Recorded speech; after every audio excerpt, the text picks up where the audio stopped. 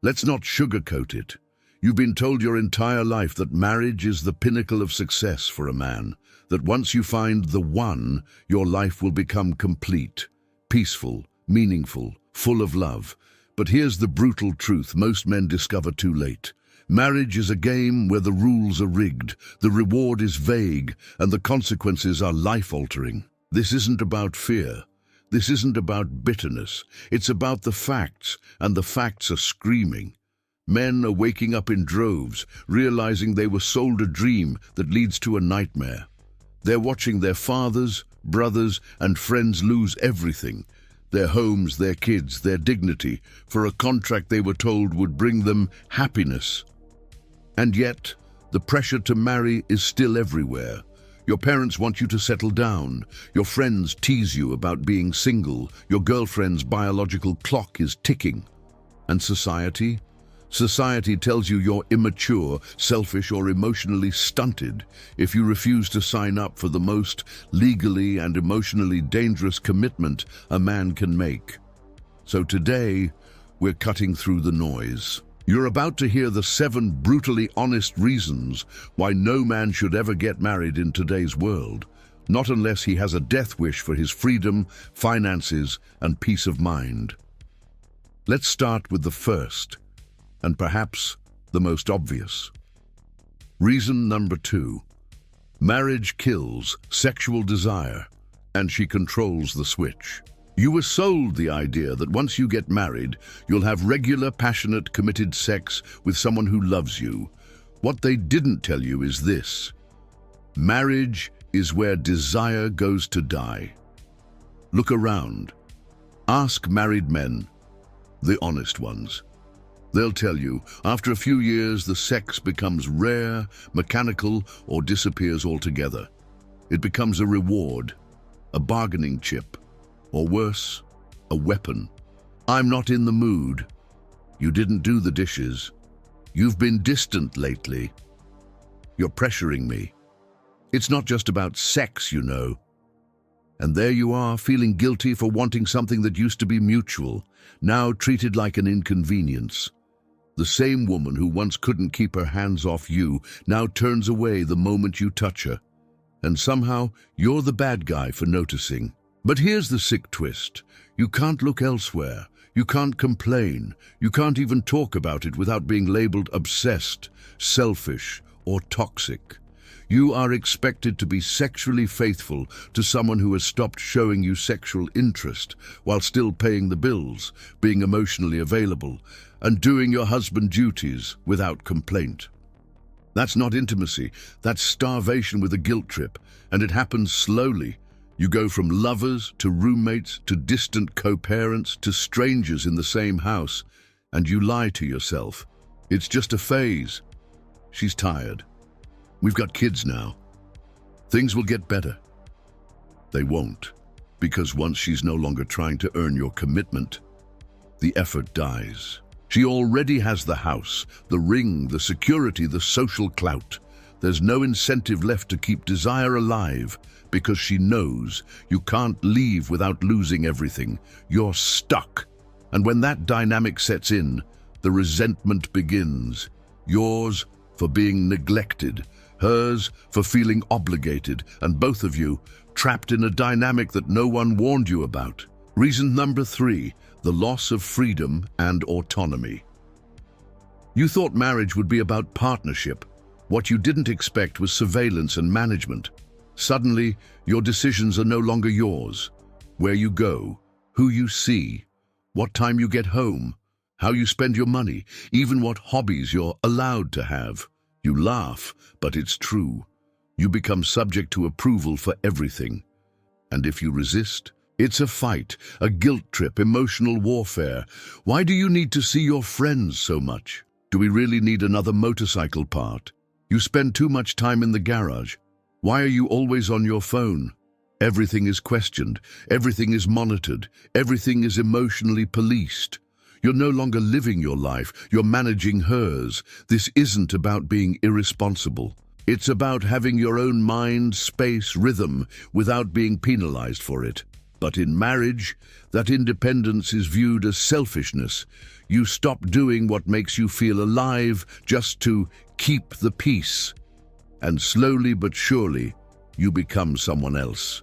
Less free, less fulfilled, less you.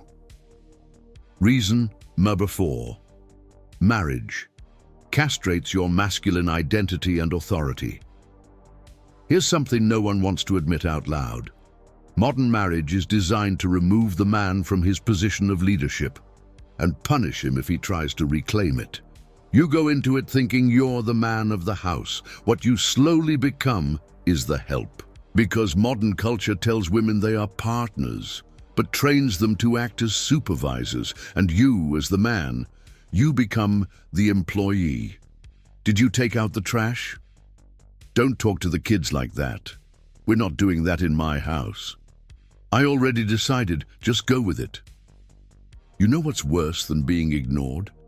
Being treated like a child in your own home. Your judgment is questioned. Your tone is policed. Your preferences are overridden. You want steak, she says, we're doing vegan. You want a vacation. We can't afford that. After she spent thousands redecorating the living room, you're the source of the resources, but not the one who gets to direct them. And when you push back, you're told you're controlling, misogynistic, insecure. Let's be clear. This isn't about dominance. It's about balance. But in modern marriage, balance is dead. You are expected to provide without authority, to take responsibility without control, to be held accountable for decisions you're not allowed to make.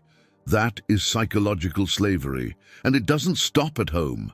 It bleeds into how you see yourself. You start second-guessing. You defer. You ask permission. You tiptoe around her emotions, afraid to speak your truth. You become passive and then resentful. Over time, you stop feeling like a man and start feeling like an assistant, a useful tool, a dependable servant, but never a leader. Reason number 5. You're financially enslaved, even after it ends. Here's something they never mention in the engagement photos.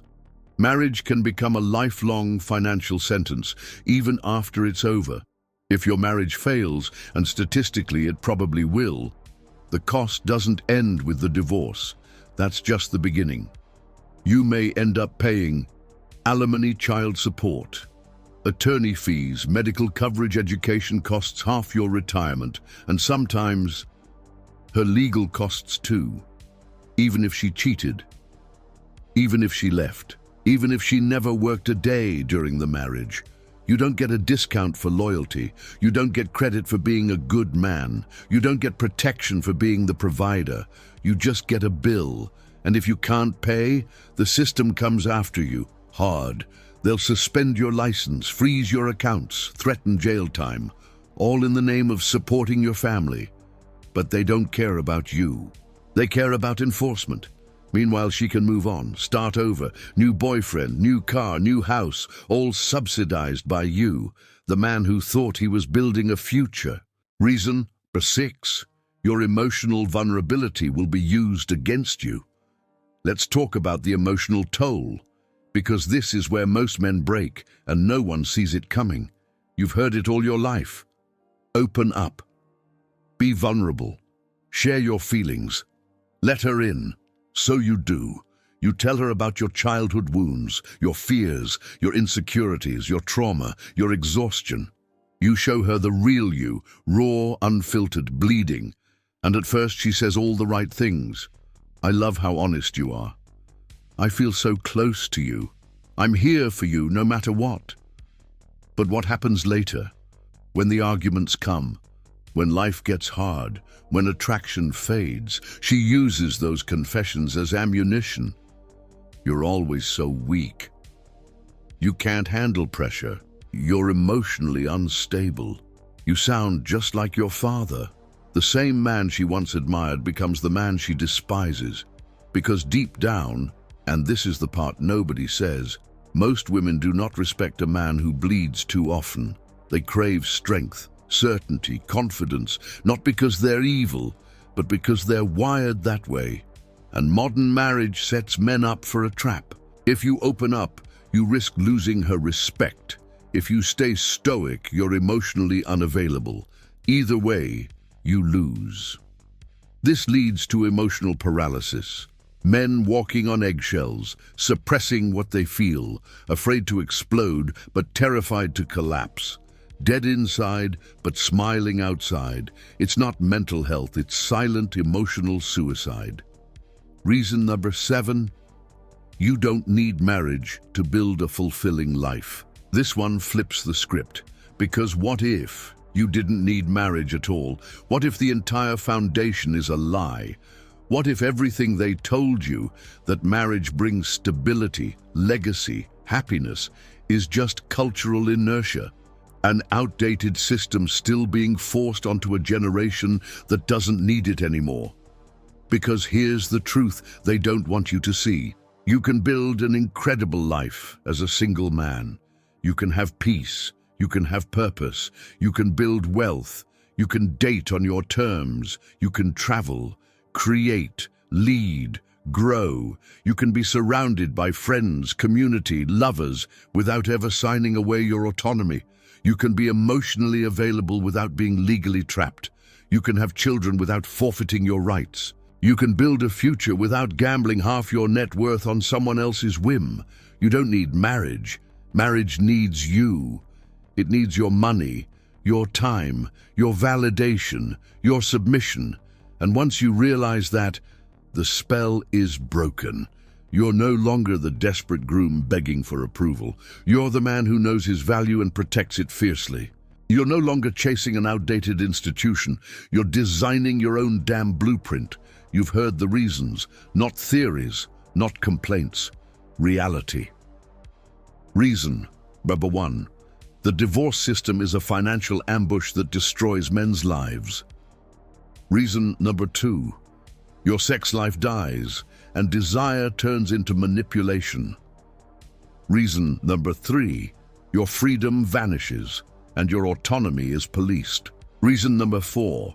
Your masculine identity is eroded and your leadership dismissed. Reason number 5. You may be legally enslaved for years, even after it ends. Reason number 6. Your emotional vulnerability becomes a weapon used against you.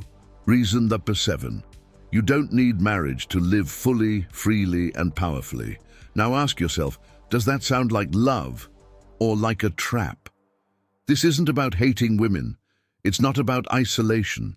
It's about waking up, about recognizing the design, seeing the system for what it really is, and refusing to sacrifice your soul to uphold a fantasy that benefits everyone but you. Here's the thing, the world doesn't care if you're happy. The world cares that you play your role, work, provide, protect, obey. Don't complain, don't cry, don't think, just sign the contract and smile for the wedding photos. But that version of manhood is dying, and in its place, something better is rising. Men who are no longer afraid to walk away, men who don't need validation through vows, men who aren't interested in being emotionally blackmailed into lifelong servitude. Men who build legacies, not liabilities. Because once you see what marriage really is in today's legal, cultural, and psychological reality, you realize that the most courageous thing a man can do is say no. No to the pressure, no to the guilt, no to the one-sided contract. And yes, to yourself, to your future, to your freedom, to your power, to your peace. You don't need marriage to be whole. You don't need a ring to be respected. You don't need anyone's permission to design a life worth living. So the next time someone asks why you're not married, look them dead in the eye and say, because I finally know my worth and I'm done negotiating it.